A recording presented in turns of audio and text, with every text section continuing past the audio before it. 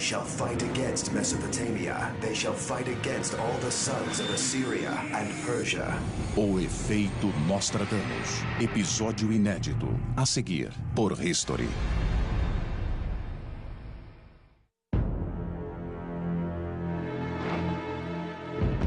Um maligno exército conduzido por um demônio chamado Belial empreende uma guerra contra a humanidade. Esse exército fará várias batalhas que culminarão em uma decisiva guerra mundial. Deus vai intervir? Ou a raça humana será engolida pela noite eterna? Plano de batalha final. Há milhares de anos, profetas mundo afora predizem o fim dos tempos.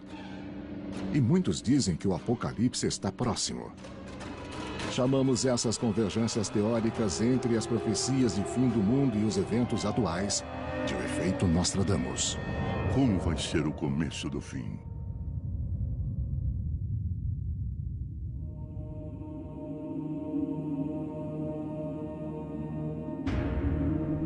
Em 1947, no deserto da Judéia, em uma remota caverna junto ao Mar Morto, um pastor nômade descobre um enigmático pergaminho que descreve uma profecia secreta. Os textos usam frases misteriosas que se referem ao exército de Belial e ao rei de Quitim.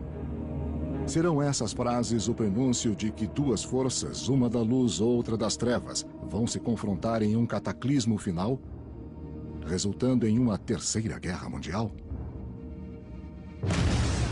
E possivelmente no fim de tudo?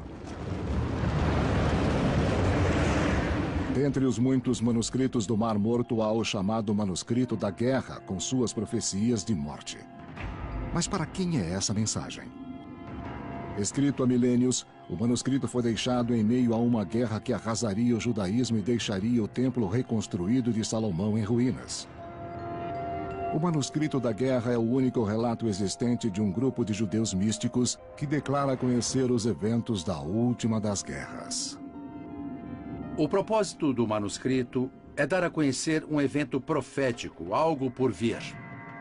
Não surpreende que certos grupos atuais leiam o manuscrito e digam que talvez ele ensine algo.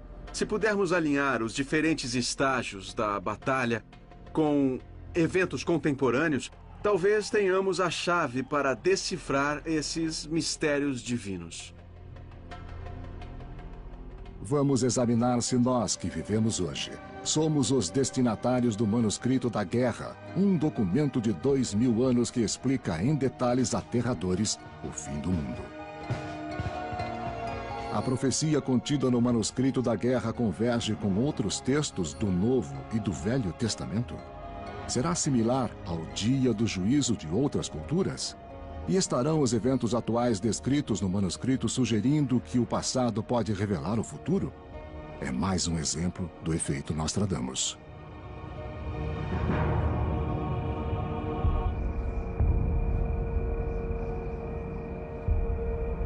Entender a possível ligação do Manuscrito da Guerra com os problemas de hoje significa investigar a origem dos antigos manuscritos do Mar Morto e explorar sua descoberta no deserto da Judéia.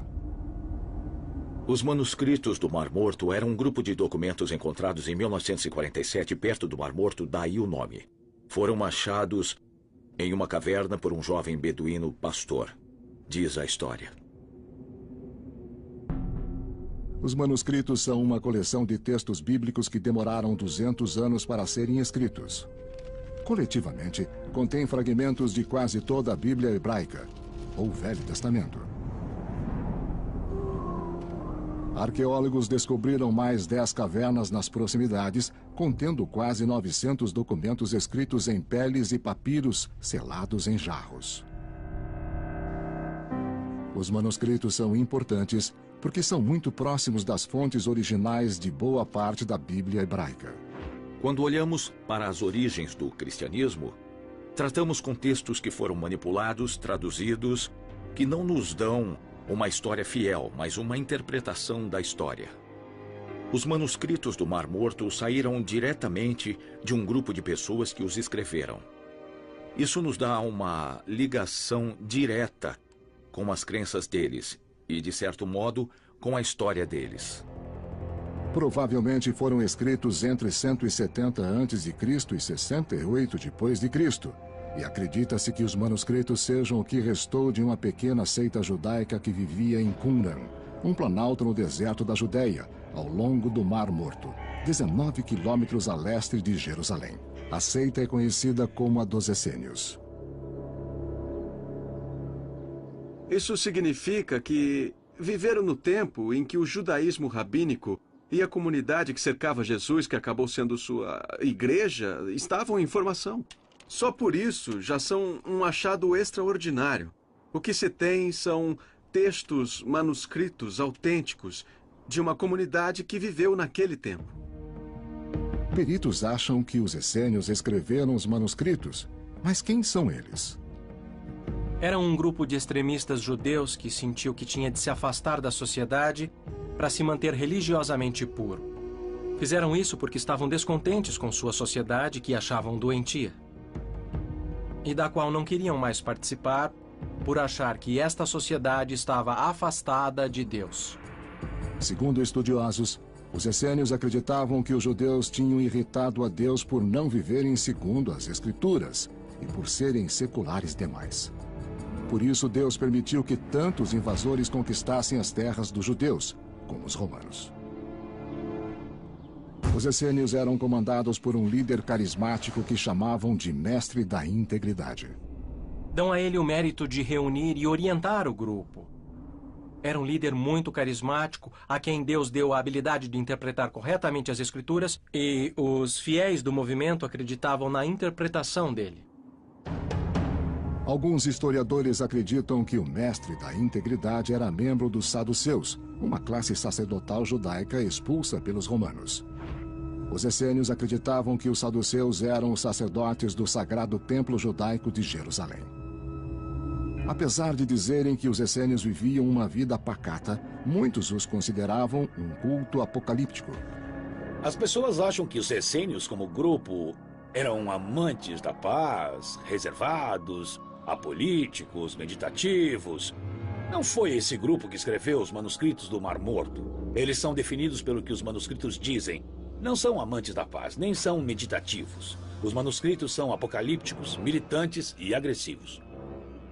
Intérpretes dos manuscritos sugerem que a crença no apocalipse iminente tenha inspirado os essênios a criar o manuscrito da guerra, que acreditam que seja um antigo tratado da arte da guerra. Mas ele pode ser interpretado como uma profecia do futuro Armagedon? A evidência pode estar no texto do manuscrito da guerra, que expõe a estrutura para um violento confronto entre forças opostas. As primeiras linhas do texto dizem: o primeiro ataque dos Filhos da Luz será assumido contra as forças dos Filhos das Trevas. Estudiosos do manuscrito da guerra acreditam que os essênios falavam de si mesmos quando citavam os Filhos da Luz. Chamavam a si mesmos de Comunidade da Nova Aliança. Os Filhos da Luz, portanto, incluem os que sabem a verdade sobre a interpretação das Escrituras e sua aplicação. Mas há quem veja paralelos entre os essênios e certos praticantes da fé judaica atual. Os judeus sempre viram a si mesmos como as pessoas que têm a missão de representar a luz, em termos de luz espiritual e valores. Mas o manuscrito também enfatiza um grupo misterioso chamado de Filhos das Trevas, que dará combate aos Filhos da Luz. Serão essas as forças do mal, que deram as costas para Deus? Referindo-se aos Filhos das Trevas, o texto diz: quem os apoia são os que violaram a aliança. Os Filhos das Trevas, descritos no manuscrito da guerra, também incluem os violadores da aliança. E essa terminologia nos revela um aspecto interessante dessa visão apocalíptica de mundo. Há inimigos de fora, mas muito cuidado também com os inimigos internos. Para entender quem são os Filhos das Trevas de hoje, temos de ver quem violou a aliança no entendimento dos essênios. São as pessoas que se afastaram de Deus, mas se dizem religiosas. Segundo estudiosos, Os essênios identificaram os filhos das trevas como judeus que desprezaram a estrita prática judaica, conhecida como lei levítica, e os que não tinham moral. De acordo com o manuscrito, essas pessoas são parte dos filhos das trevas, traidores, digamos. Mas o manuscrito da guerra traz evidências de quem são os filhos das trevas e os filhos da luz nos dias de hoje? A história pode dar uma pista. Em 37 a.C., depois de séculos de dominação de persas e gregos, Jerusalém se viu novamente ocupada, desta vez pelos romanos. Há um novo inimigo contra quem lutar. Agora Roma governa e arbitra quem é o rei do povo judeu, como Herodes o Grande, que não era judeu. Isso fere os sentimentos judeus e também fere profundamente os sentimentos de quem aderiu ao manuscrito da guerra. Quem escreveu os textos odiava os romanos, odiava ser dominado por uma força invasora estrangeira. Os romanos eram tiranos pagãos que insistiam que se oferecessem sacrifícios ao imperador romano dentro do templo judeu, que exigiam pagamento de impostos a Roma. E também tinham muitas práticas que os judeus consideravam sujas e imorais.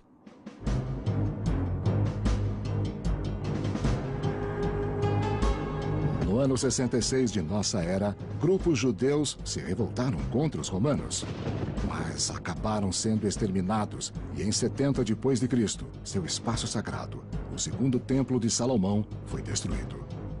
Historiadores acreditam que, além da destruição de Jerusalém, os romanos também avançaram até o Mar Morto. Plínio foi o general que conquistou a região que tinha de ser conquistada. E havia vários grupos extremistas com intenções militaristas. Entre eles o grupo do Mar Morto, que escreveu os manuscritos. Antes de encontrar seu destino, os essênios deixaram uma profecia sobre o aniquilamento da humanidade. Alguns veem similaridades entre a violência desferida contra os essênios e modernas calamidades de nosso tempo. Pistas apontam para este esquecido ponto do Oriente Médio. Será este o palco do Apocalipse?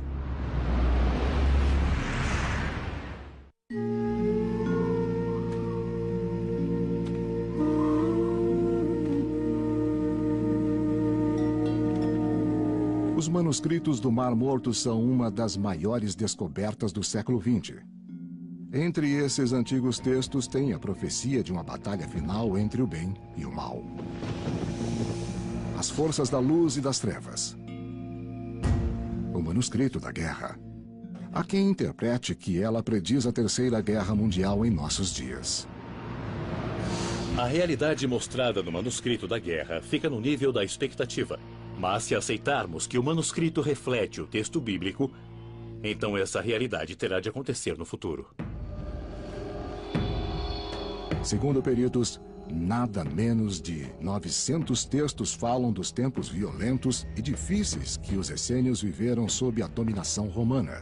Historiadores apontam que as legiões romanas eram muito motivadas pela ganância e pelo enriquecimento de seus governantes em Roma. Hoje em dia, há legiões de pessoas igualmente sedentas de dinheiro e poder. Quero o poder para enriquecer e quero enriquecer para ter poder. Poder e dinheiro. Dinheiro e poder são termos sinônimos. Isso também é revelado nos Filhos das Trevas. O manuscrito da guerra indica que seus autores, os essênios, odiavam quem demonstrasse ser ganancioso e retratassem os Filhos das Trevas com esse perfil.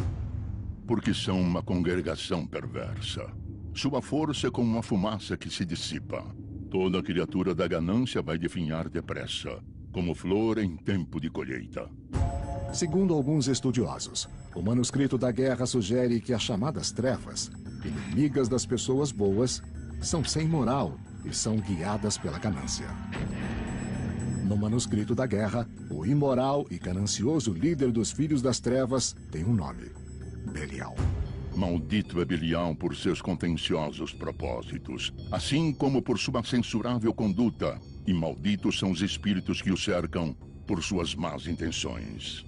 O manuscrito da guerra fala dos Filhos das Trevas, que são os que seguem uma figura celestial de nome Belial, um dos nomes de Satã. Belial é como chamam o diabo. As palavras são as mesmas para cristãos, judeus e islâmicos. Dizem diabo, Belial e coisas assim. A palavra Belial é uma contração de duas palavras hebraicas, Beli e Iaal. Belial. Em português fica Belial. Beli, em hebraico, quer dizer usar ou consumir algo. É pegar uma coisa e consumi-la. E Iaal é a palavra hebraica para lucro. Será esta mais uma ligação direta entre antigas percepções e eventos atuais? Quem está envolvido na manipulação de dinheiro? Quem onera as pessoas? Políticos corruptos, financistas globais que tiram vantagem dos mais pobres tentando enriquecer? Todos esses podem ser legitimamente rotulados de filhos das trevas, que violam as leis de Deus e tentam se enriquecer à custa dos outros. Alguns comparam os filhos das trevas com quem controla as finanças globais, gananciosos que criaram a situação atual. Pode ser. O mal pode tomar muitas formas. E sabemos que a instabilidade econômica pode disparar todo tipo de problemas, violência ou guerras. Alguns dizem que o demoníaco Belial está conosco na forma dos decadentes executivos de Wall Street. O colapso econômico de 2008 é um dos eventos fundamentais na América da última década. As repercussões foram sentidas no mundo inteiro, com sérias consequências financeiras que quase levaram o mundo a uma segunda Grande Depressão. Ameaças não têm que ser necessariamente físicas. A economia pode levar a grande instabilidade. A noção de um arqui-inimigo do bem, que não só é poderoso fisicamente, mas também econômica e politicamente, cabe no conceito de filhos das trevas. E isso pode colocar sérias ameaças não só para os judeus, mas para todo o mundo. Se aceitarmos essa teoria, não seria lógico esperar que um aniquilamento financeiro ocorra na época em que vivemos? Olhando para o nosso país hoje, estou falando dos Estados Unidos, estamos à beira do precipício da aniquilação das nações de que Maria nos alertou. Mas a aniquilação, quando essa palavra é dita, uma nuvem de cogumelo vem à mente das pessoas, além de tudo explodindo. Mas essa é apenas uma das maneiras de exterminar uma nação. Se você acaba com a economia de um país, você o extermina. Para muitos, os desastres econômicos não passam de um sinal de que o mundo está ficando fora de controle. Alguns peritos ressaltam as semelhanças entre o manuscrito da guerra e textos apocalípticos da Bíblia, como o livro das Revelações. O livro das Revelações é uma espécie de versão cristã dos apocalípticos manuscritos do Mar Morto. Você não pode separá-los. Tem de vê-los ligados de alguma forma.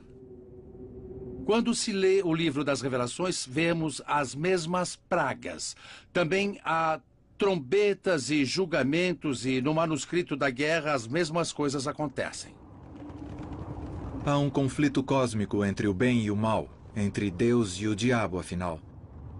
É igual nas Revelações. Na Batalha do Armagedon, o próprio Deus intervém, esmaga o mal e vem um novo mundo, onde o bem e o amor acabam triunfando. Esses temas são comuns ao manuscrito da guerra e ao livro das Revelações.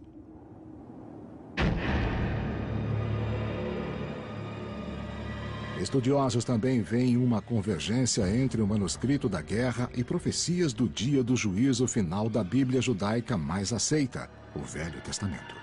Há trechos do livro de Daniel e do livro de Zacarias que mencionam batalhas, em especial Daniel, que diz que no fim dos tempos, Miguel, o arcanjo, defenderá Israel e ficará contra quem combater Israel. Esse tipo de modelo está no manuscrito da guerra, mostrando que os anjos travarão sua guerra do lado dos filhos da luz. Mas outros duvidam que haja qualquer conexão. Não há ligação entre o Armagedon e o manuscrito da guerra. O fato é que os dois refletem tempos de opressão religiosa.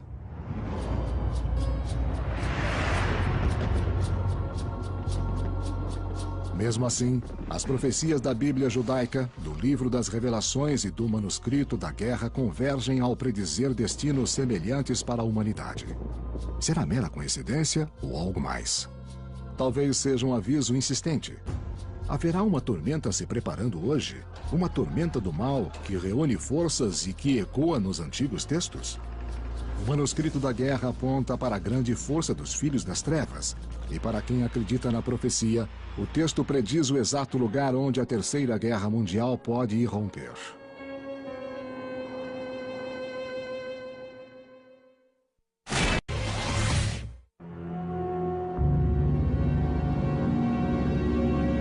O manuscrito da guerra é o violento relato de poderosas forças batalhando para controlar o mundo. Alguns acham que é um plano do Armagedon, de uma guerra no século XXI para acabar com todas as guerras. Mas pode um documento de 2000 anos, escrito por um antigo culto, predizer o fim do mundo no nosso tempo? Quais são as evidências que confirmam que a profecia seja convergente com eventos atuais? O manuscrito da guerra descreve uma batalha futura. Uma batalha escatológica, ou seja, que tem a ver com o fim dos tempos. A batalha do bem contra o mal. Estudiosos dizem que o manuscrito da guerra é explícito sobre onde os inimigos vão aparecer e que há muitas pistas que indicam quem são eles. Lutarão contra a Mesopotâmia. Lutarão contra todos os filhos da Assíria e da Pérsia. Essas terras são muito habitadas hoje por gente hostil às crenças religiosas dos antigos essênios e de sua contrapartida moderna. Até hoje, há muitos conflitos religiosos na região. Mesopotâmia é um termo geral para descrever a região a leste da Jerusalém de hoje, ou seja, todos os países que estão a leste de Israel. A Assíria é o Iraque e a Pérsia, sabemos, é o atual Irã. Como se vê, são países envolvidos em eventos contemporâneos, centros de desavenças do mundo atual.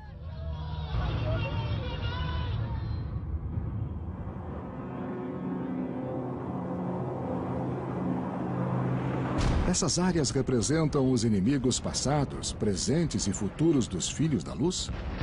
Qual a correlação entre as antigas nações com as de hoje? Parte do problema é que não sabemos exatamente quem é quem. E as realidades geopolíticas do mundo de hoje são muito diferentes do que eram em tempos bíblicos. Terá a profecia do manuscrito da guerra predito que o Apocalipse vai emanar dessa exata região?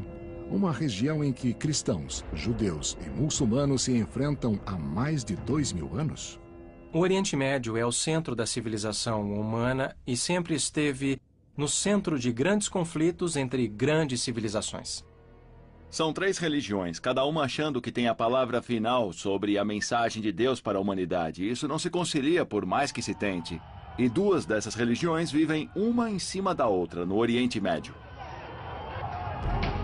Alguns acreditam que esse conflito de civilizações se estendeu para o Ocidente em 11 de setembro de 2001, quando as torres gêmeas do World Trade Center, da cidade de Nova York, foram atingidas por uma missão terrorista suicida que usou aviões sequestrados como mísseis.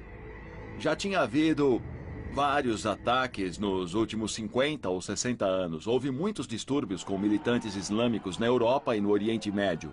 Mas a América sempre ficou livre desse tipo de ataque. Mas de repente aconteceu, em 11 de setembro, e tivemos de tomar consciência do problema. Ninguém tinha passado por nada parecido até então. Nem Israel, que lutou contra o terrorismo desde sua fundação, tinha sofrido um ataque que levou quase 3.000 vidas, causou grande destruição e gerou um distúrbio econômico de longo prazo. Depois dos ataques de 11 de setembro, o conflito entre Estados Unidos e Oriente Médio cresceu dramaticamente.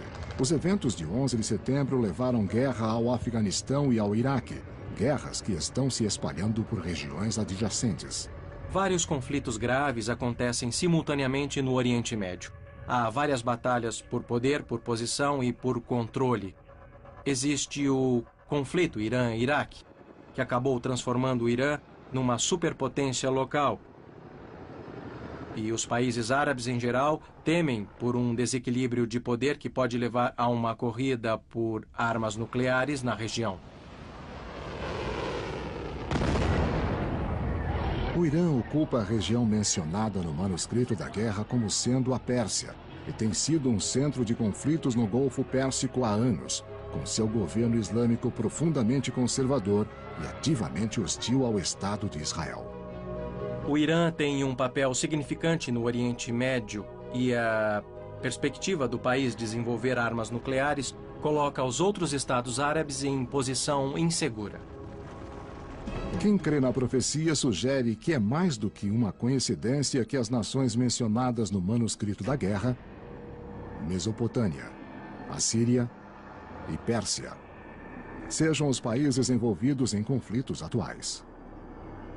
Quem crê que a profecia do manuscrito da guerra converge para eventos atuais, também crê que há sinais de que Satã assombra o tumultuado Oriente Médio. Na história toda, há batalhas entre os que tentam controlar, assumir o poder, avançar, conquistar, e os que tentam defender sua liberdade. E vemos conflitos similares nos dias atuais. Outros sugerem que o conflito religioso, particularmente na Terra Santa, é um sinal desencorajador, mas típico da condição humana.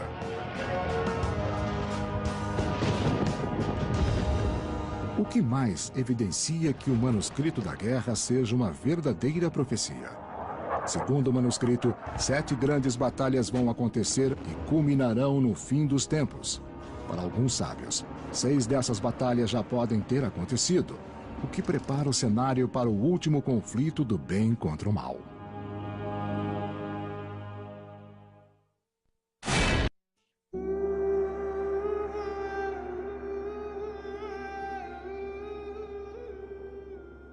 Os manuscritos do Mar Morto são os únicos textos que restam de um antigo e apocalíptico culto judaico, o dos essênios.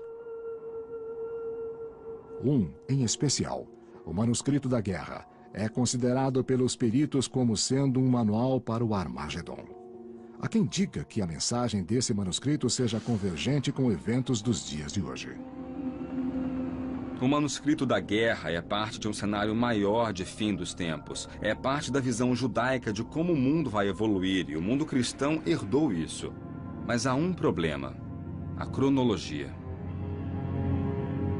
Alguns dizem que os essênios acreditavam que viveriam o Apocalipse. Mas uma crença geralmente aceita pelos judeus fala em um intervalo de 6.000 anos entre Adão, o primeiro homem, e a chegada do Messias, que inicia o Armagedon. A maioria dos judeus da época dizia que faltavam 4.000 anos para o Armagedon, nessa cronologia.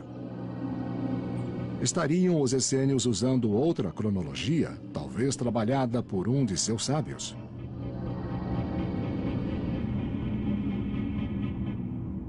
Isso remete ao mestre da integridade, que conhece os mistérios dos ditos dos profetas.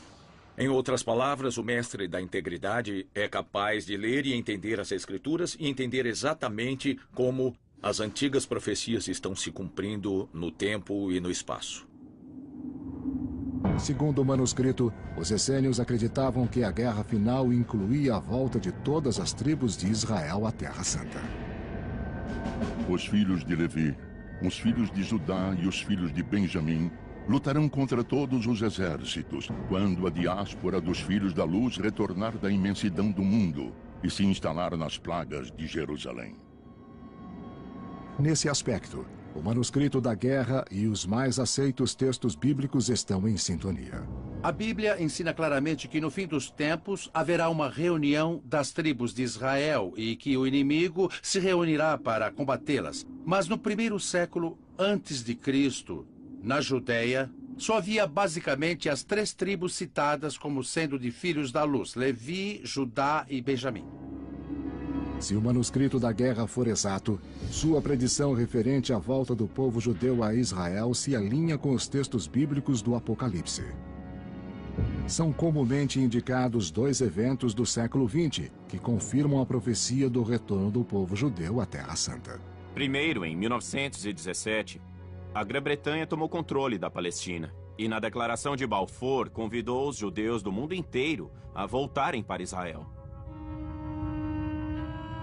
Segundo muitos fundamentalistas cristãos, isso iniciou os últimos dias, ou o juízo final da humanidade, como descrito na Bíblia. vários elementos na sociedade israelense. Tem a ética dessa mentalidade apocalíptica dos últimos dias. E muitos evangélicos e fundamentalistas do mundo têm o quadro referencial semelhante e veem a fundação do Estado de Israel como a pedra angular do Apocalipse.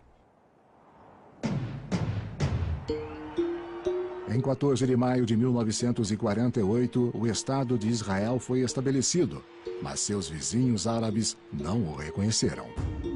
Egito, Síria, Jordânia, Líbano e Iraque atacaram no dia seguinte, começando uma sangrenta guerra que durou 1 ano, a primeira de muitas.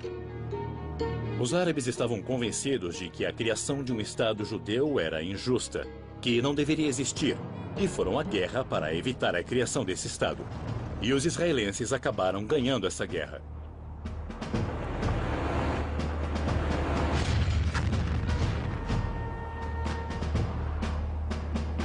Para alguns, essa série de batalhas claramente marcou o início do cumprimento final do manuscrito da guerra, que fala em 6 batalhas entre os filhos da luz e os filhos das trevas, antes da batalha final.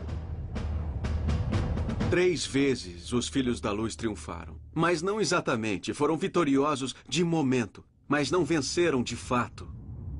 3 vezes os filhos das trevas triunfaram, mas também não o suficiente para vencer os filhos da luz. Seria a Guerra Árabe-Israelense de 1948 a primeira dessas batalhas? Quem crê nessa teoria sugere que outras 4 guerras árabe-israelenses foram previstas no manuscrito da guerra. Mas e os antigos essênios? Há quem argumente que a antiga seita viu sua própria queda como sendo a primeira batalha entre a luz e as trevas. Os escritores dos manuscritos claramente entenderam que essas coisas podiam acontecer no tempo de vida deles porque eram perseguidos pelos romanos. Céticos da profecia do manuscrito da guerra sugerem que os essênios simplesmente predisseram a própria queda, não a de gerações futuras. Grupos apocalípticos em Israel fomentaram rixas durante o 1º século depois de Cristo. E isso culminou na desastrosa guerra contra os romanos, que começou no ano 66. Os grupos apocalípticos, os essênios, se quiserem, foram totalmente derrotados. Os que não foram mortos fugiram para o Egito, onde foram capturados e torturados até a morte. Outros foram capturados pelos romanos e morreram nas arenas da costa da Palestina ou até em Roma. Foram arrasados completamente. Se aceitarmos que 6 das 7 batalhas indicadas no manuscrito da guerra já podem ter ocorrido, quando terá lugar a batalha final? E contra quem?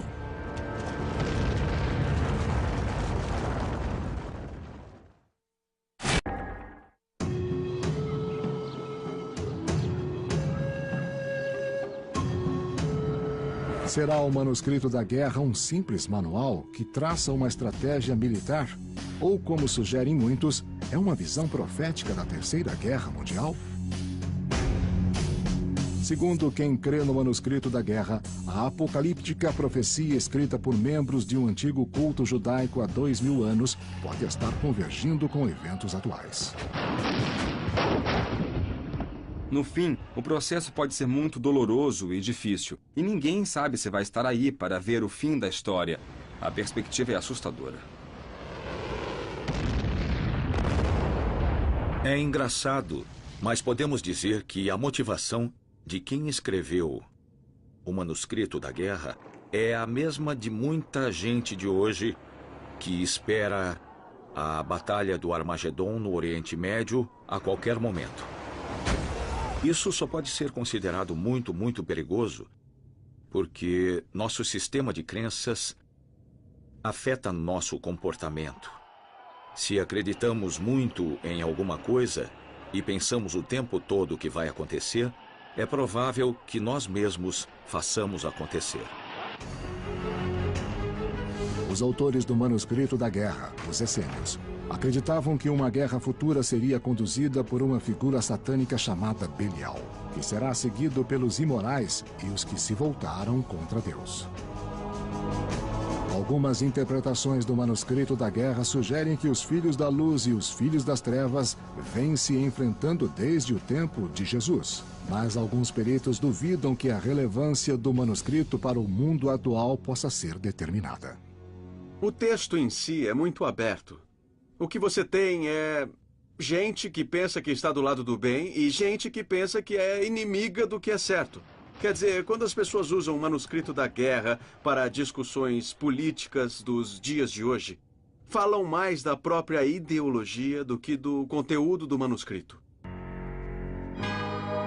Quem enxerga sentido literal nos textos considera a Israel de hoje como descendente direta dos filhos da luz originais e apontam passagens como: o Deus de Israel levantou a espada contra todas as nações e pelas pessoas sagradas de seu povo lutará poderosamente.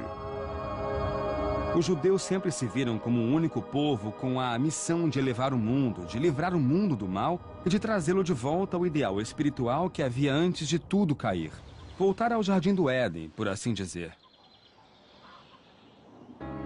Como os essênios, muitos praticantes da fé judaica de hoje interpretaram que a Bíblia hebraica e suas leis são estritamente divinas, transmitidas por Deus, especialmente no que diz respeito à profecia da chegada do Messias. E dizem que tanto a Bíblia quanto a profecia do manuscrito da guerra indicam que o estabelecimento do Estado de Israel é um sinal do fim dos tempos. E também apontam para outra profecia que pode muito bem levar ao Armagedon. Em Israel hoje há uma pequena comunidade muito motivada por fervor messiânico e que quer restabelecer o terceiro templo, acreditando que isso seja um passo no processo messiânico e que acabará por trazer o Messias e o fim dos tempos. Isso, claro, envolve um problema enorme porque há uma mesquita construída no local e é fácil imaginar a complicação. O local onde ficava o Templo de Salomão há 2.500 anos é o local mais sagrado do judaísmo e está no Monte do Templo, em Jerusalém.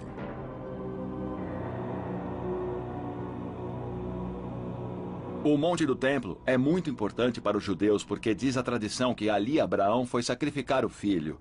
Foi ali que Davi construiu o primeiro templo, onde guardou a Arca da Aliança com os mandamentos. Foi o único lugar onde o Espírito de Deus realmente esteve. Então não pode haver local mais sagrado para o povo judeu. A fé islâmica também considera o Monte do Templo um local sagrado. Os muçulmanos se referem a ele como nobre santuário. E o Monte do Templo é o terceiro lugar mais sagrado do Islã. Segundo o Alcorão, o profeta Maomé foi a Jerusalém no século VII e ascendeu aos céus no Monte do Templo, no exato local onde hoje está a mesquita de Al-Aqsa e também o Domo da Rocha. Terminado no ano 691, o local está impregnado de crenças e antigos ressentimentos. Israel tem a posse física do Monte do Templo.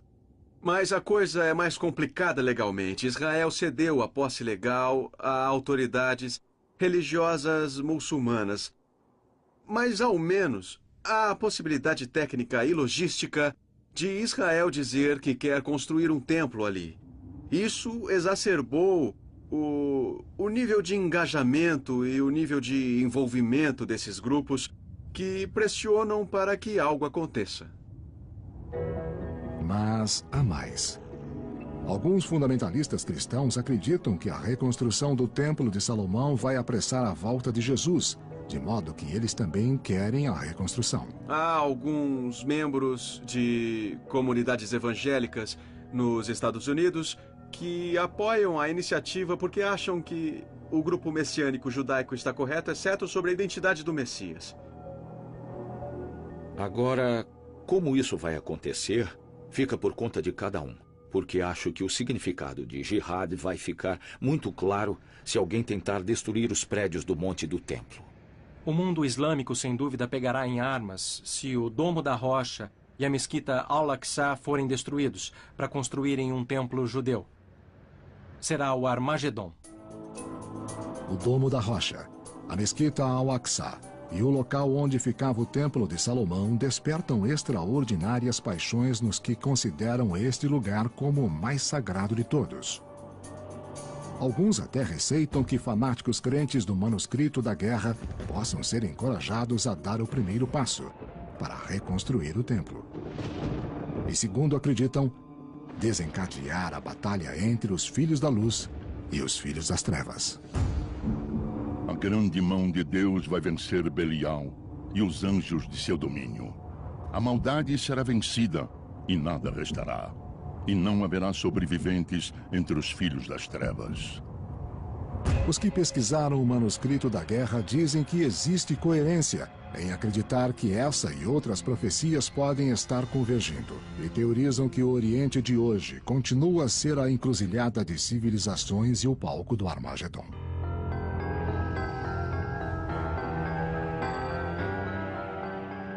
Segundo o manuscrito da guerra, o céu se abre. A espada de Deus desce e Miguel, o arcanjo, desce para guiar os filhos da luz. E Deus vai intervir e vai derrotar o inimigo com uma espada não humana. Seja lá o que isso for, tudo é deixado oculto para permitir que Deus intervenha como quiser. O que pode ser essa espada não humana? Alguma arma poderosa que só Deus possui? Algum meio inexplicável de intervenção divina? Ninguém sabe ao certo. No fim dos tempos, haverá o retorno do Messias. No Islã, no judaísmo e no cristianismo. Agora, se os três Messias são a mesma pessoa, ou se três Messias vão decidir quem é quem pelas armas, ninguém sabe. Mas permanece o fato. Nessa grande batalha de que falam os textos, muitos acreditam. E se essa crença orienta a vida dessa gente toda, quem pode dizer que a batalha não vai acontecer? O futuro ainda não está escrito, mas talvez esteja previsto em pergaminhos, curtidos por 2000 anos de deserto junto ao mar. Apesar disso, a humanidade se detém mais uma vez para pensar em seu destino. Mais um dia, talvez o último. Nossas respostas continuam ocultas no efeito Nostradamus.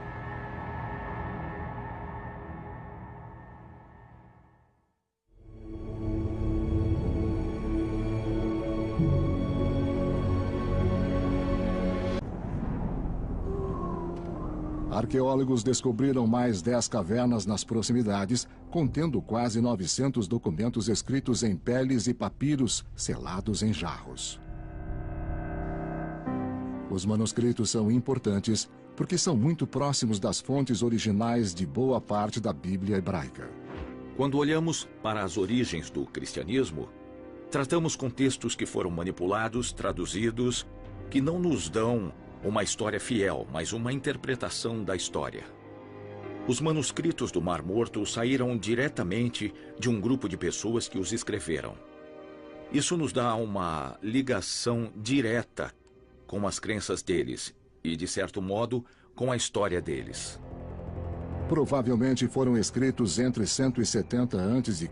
e 68 d.C., e acredita-se que os manuscritos sejam o que restou de uma pequena seita judaica que vivia em Qumran, um planalto no deserto da Judéia, ao longo do Mar Morto. 19 com outros textos do Novo e do Velho Testamento? Será similar ao dia do juízo de outras culturas? E estarão os eventos atuais descritos no manuscrito sugerindo que o passado pode revelar o futuro? É mais um exemplo do efeito Nostradamus.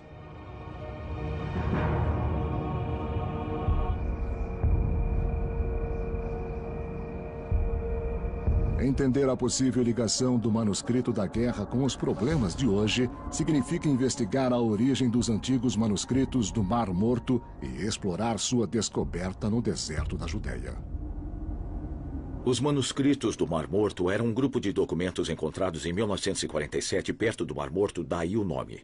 Foram achados em uma caverna por um jovem beduíno pastor, diz a história. Os manuscritos são uma coleção de textos bíblicos que demoraram 200 anos para serem escritos. Coletivamente, contém fragmentos de quase toda a Bíblia hebraica, ou Velho Testamento, morte. Mas para quem é essa mensagem? Escrito há milênios, o manuscrito foi deixado em meio a uma guerra que arrasaria o judaísmo e deixaria o templo reconstruído de Salomão em ruínas. O manuscrito da guerra é o único relato existente de um grupo de judeus místicos que declara conhecer os eventos da última das guerras. O propósito do manuscrito é dar a conhecer um evento profético, algo por vir. Não surpreende que certos grupos atuais leiam o manuscrito e digam que talvez ele ensine algo. Se pudermos alinhar os diferentes estágios da batalha com eventos contemporâneos, talvez tenhamos a chave para decifrar esses mistérios divinos. Vamos examinar se nós que vivemos hoje somos os destinatários do manuscrito da guerra, um documento de 2000 anos que explica em detalhes aterradores o fim do mundo. A profecia contida no manuscrito da guerra converge, dizem que o apocalipse está próximo. Chamamos essas convergências teóricas entre as profecias de fim do mundo e os eventos atuais de o efeito Nostradamus. Como vai ser o começo do fim?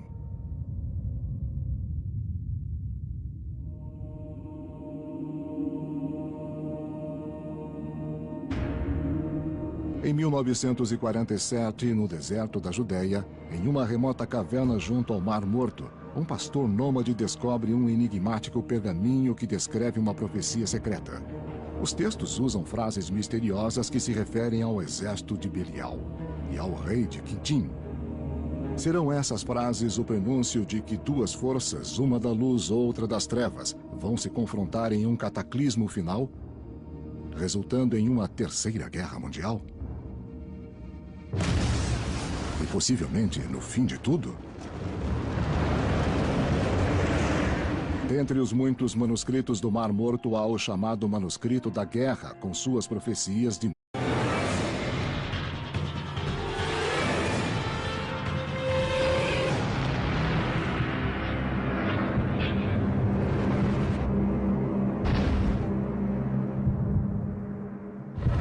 They shall fight against Mesopotamia. They shall fight against all the sons of Assyria and Persia. O efeito Nostradamus. Episódio inédito. A seguir, por History.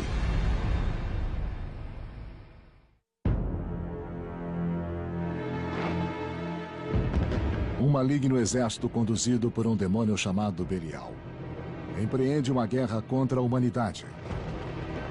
Esse exército fará várias batalhas que culminarão em uma decisiva guerra mundial. Deus vai intervir? Ou a raça humana será engolida pela noite eterna?